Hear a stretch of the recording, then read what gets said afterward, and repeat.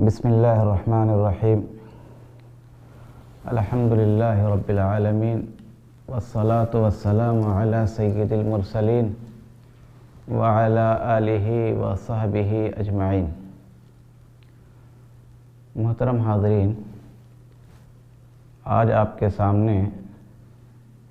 دو مسئلے بیان کیے جائیں گے۔ پہلا مسئلہ ہے ناف کے نیچے کے حصے کو بے حس کر دینا۔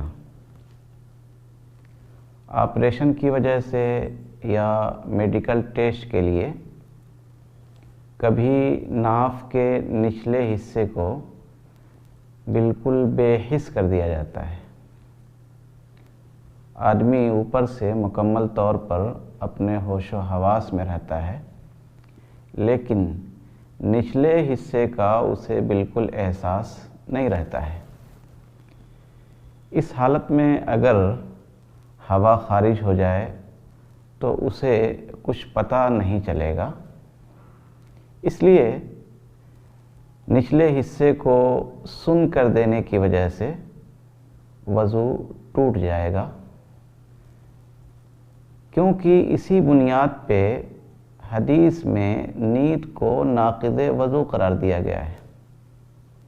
حدیث میں کہا گیا ہے کہ انسان جب سو جاتا ہے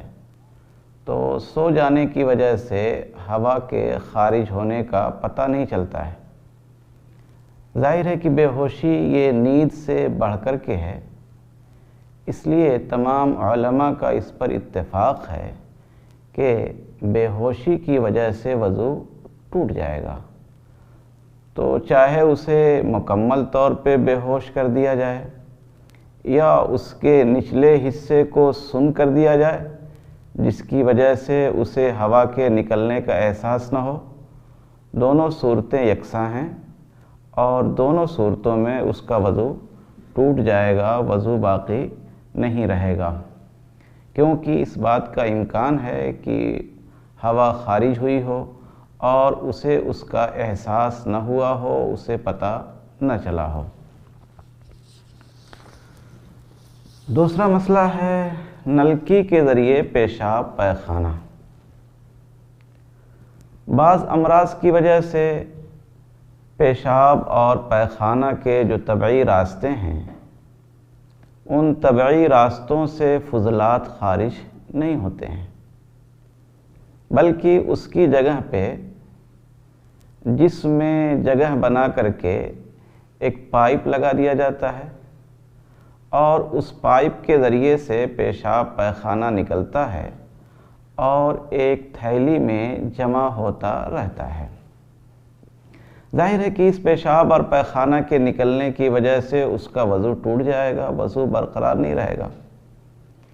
لیکن چونکہ اس کا یہ عمل مسلسل رہتا ہے، اس کے نکلنے میں اب اس کے ارادے اور اختیار کا دخل نہیں ہوتا ہے، اس لیے ایسا شخص معذور سمجھا جائے گا، اور معذور کا حکم یہ ہے کہ ہر نماز کے لیے وہ تازہ وضو کرے، گرچہ اس گندگی کے علاوہ کوئی اور وضو کو توڑنے والی چیز پیش نہ آئے، پھر بھی اسے ہر نماز کے لیے تازہ وضو کرنا ہوگا۔ حدیث میں اسی سے ملتی جلتی ایک شکل بیان کی گئی ہے، جس میں کہا گیا ہے کہ عورتوں کی ماہواری اگر بے قاعدہ ہو جائے، یعنی یہ ماہواری عادت سے زیادہ آنے لگے، مسلسل آنے لگے، جسے عربی زبان میں استحاضہ کہا جاتا ہے، تو اگر کوئی عورت استحاضہ کی بیماری میں مبتلا ہو جائے تو حدیث میں یہ کہا گیا ہے کہ وہ ہر نماز کے لیے نیا وضو کرے گی، تازہ وضو کرے گی۔ تو اس طرح کے جو معذور ہیں ان کا بھی یہی حکم ہے کہ اس مسلسل پیشاب اور گندگی کے نکلنے کے باوجود وہ نماز ترک نہیں کریں گے، اسی حال میں نماز پڑھیں گے، البتہ ہر وقت کے نماز کے لیے وہ تازہ وضو کریں گے، اور اگر ہو سکے تو ہر نماز کے لیے یہ تھیلی بدل دی جائے یا تھیلی میں جو گندگی موجود ہے اسے صاف کر دیا جائے۔ لیکن اگر بہت زیادہ پریشانی ہو یا تھیلی کے بدلنے کی وجہ سے بہت زیادہ خرچہ ہو جسے وہ برداشت نہ کر سکتا ہو، تو پھر اسی تھیلی کے ہوتے ہوئے، تھیلی کے ساتھ رہتے ہوئے بھی نماز پڑھ لینے کی گنجائش ہے، اجازت ہے، بلکہ اسے پڑھنا چاہیے۔ نماز تو کسی بھی حال میں ترک نہیں کرنا چاہیے، اس لیے کہ اللہ تبارک و تعالیٰ کا ارشاد ہے لا یکلف اللہ نفسا الا وسعہا۔ اللہ تبارک و تعالیٰ ہر شخص کو اس کی طاقت کے بقدر پابند بناتے ہیں، کسی کو اس کی طاقت اور وسعت سے زیادہ پابند نہیں بنایا جاتا ہے۔ ھذا ما عندی واللہ تعالی اعلم بالصواب وإلیہ المرجع والمآب۔